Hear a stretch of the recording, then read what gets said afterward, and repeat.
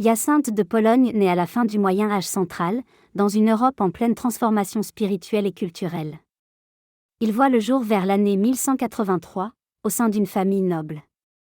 Très tôt, il bénéficie d'une éducation soignée, marquée par l'étude, la discipline et une ouverture aux réalités du monde. Rien ne le prédestine encore à une vie de pauvreté et de mission itinérante. Jeune homme brillant, Hyacinthe poursuit des études avancées. Il se distingue par son intelligence, son sens de l'organisation et sa profondeur spirituelle. Mais derrière cette réussite apparente, une question l'habite: comment mettre ses talents au service de Dieu de manière totale ? La réponse arrive lorsqu'il rencontre l'ordre des prêcheurs, fondé peu de temps auparavant par Dominique. Cet ordre nouveau propose une forme de vie radicale, alliant études approfondies, pauvreté évangélique et annonce de la parole. Hyacinthe est profondément touché par cet idéal. Il entre chez les dominicains et reçoit une formation spirituelle exigeante. Très rapidement, ses supérieurs discernent en lui un missionnaire exceptionnel. Hyacinthe est envoyé au-delà des frontières connues de l'ordre, vers les terres de l'Europe centrale et orientale. Il devient l'un des grands artisans de l'implantation dominicaine dans ces régions.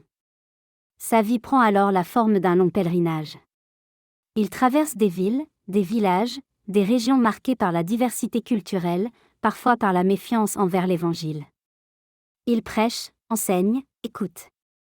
Sa parole est simple, enracinée dans l'Écriture, soutenue par une vie de prière intense. Hyacinthe ne cherche jamais à imposer la foi. Il annonce avec douceur, convaincu que l'Évangile se propose mais ne s'impose pas. Son témoignage personnel, fait de pauvreté et de cohérence, touche profondément ceux qu'il rencontre. Les traditions rapportent de nombreux épisodes où Hyacinthe fait preuve d'un courage extraordinaire. Il continue sa mission malgré les dangers, les conflits et la fatigue. Son zèle missionnaire ne naît pas d'un goût pour l'aventure, mais d'un amour brûlant pour le Christ et pour les âmes. Jusqu'à la fin de sa vie, Hyacinthe demeure fidèle à cette vocation de semeur. Il meurt le 15 août de l'année 1257, après avoir parcouru d'immenses territoires pour annoncer l'Évangile.